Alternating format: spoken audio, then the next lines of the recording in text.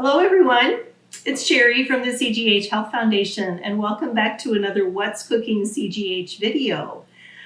I like to eat things that are in season and it's a beautiful spring day outside. One food that always seems very seasonal to me in the springtime is peas.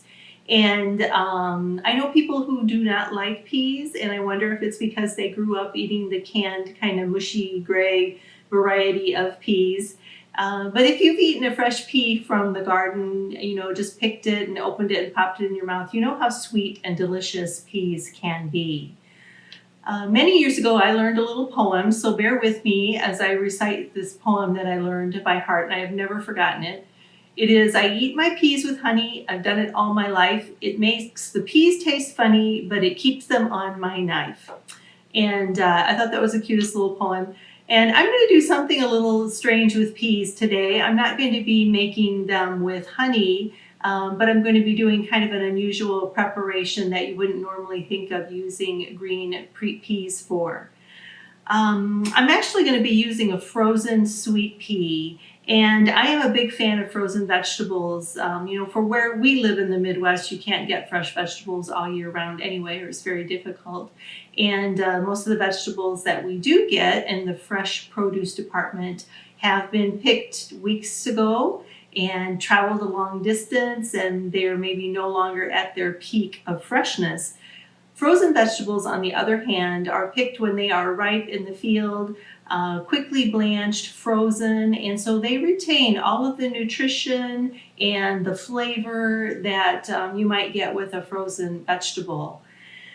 So today's recipe, I'm going to be using a frozen green sweet pea, and peas are an excellent source of fiber and vitamin C and vitamin K. Those are two nutrients that are really important for our bone health, for one thing. They're also a good source of vitamin A, they're a good source of protein, and some other vitamins and minerals, so they're really, really healthy for you. They're very low in fat, very low in cholesterol, no sodium, so again, a healthy vegetable for us. And the recipe I'm going to make with them today is a hummus. So most of us are familiar with traditional hummus that's made with chickpeas, and this one has all of the same flavors. I'm just going to be using the green frozen peas. I'll get started here. So I have a 10-ounce package of frozen sweet peas. This is what I bought. And I have thawed them. I just put them in my strainer and ran cold water over them for a couple of minutes to thaw them out. And I've got them right here. I'm going to dump them, the whole package, right into the food processor. Okay. And we're going to start adding in those traditional hummus ingredients. And so in hummus, garlic, all right? So I have a clove of garlic here, and I'm going to smash it with my knife. So if you've never seen that done, that's an easy way to get the peel off. It just pops right off of there. And cut off that tiny little bit of the end that is hard and fibrous. And I'm going to put the garlic clove in my garlic press and squeeze it.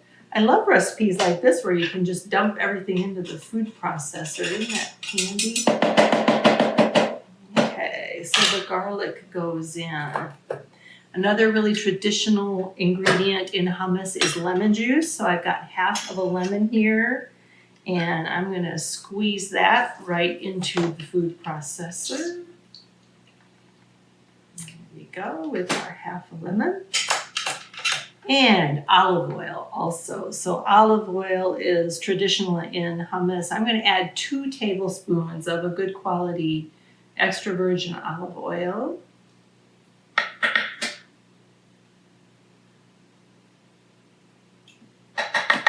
There we go. And then the last 2 ingredients are salt and pepper, and that's really to taste. I don't tend to put a lot of salt in my food, so I might put in maybe just about 1/4 of a teaspoon. And pepper to taste. Here's my pepper grinder again that I love. And I probably go a little heavier on the pepper than some people do, but that's because I don't use a whole lot of salt, so that's a great substitute. Or great flavor enhancer, if you will. Okay, and that's all it is. a 10-ounce bag of frozen green peas that have been thawed, clove of garlic pressed, the lemon juice, half a lemon squeezed, 2 tablespoons of olive oil, and your salt and pepper. And we always put the recipe in the description of the video, so if you're looking for the ingredients, that way you can find it there. So I'm going to get the food processor going. I'm going to pulse it a few times. Takes about 30 seconds to 45 seconds, not very long at all because the peas are nice and soft. And we won't make you listen to the food processor running, so catch up with you in just a minute.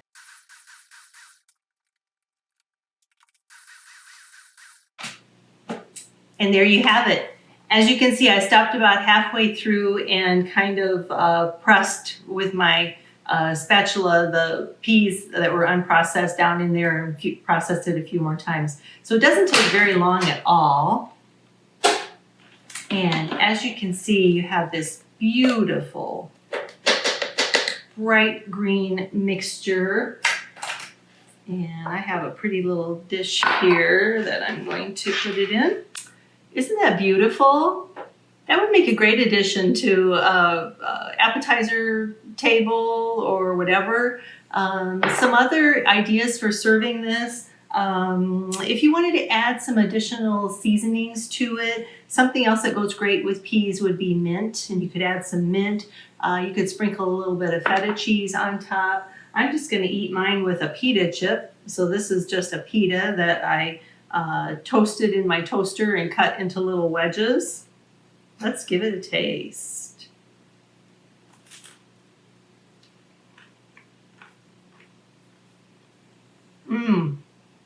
That was so good.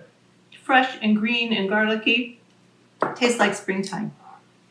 So I hope you enjoyed this recipe and that you'll look for our other recipe videos. They're all on YouTube and the What's Cooking CGH, and you can find them on the CGH website under the Education tab.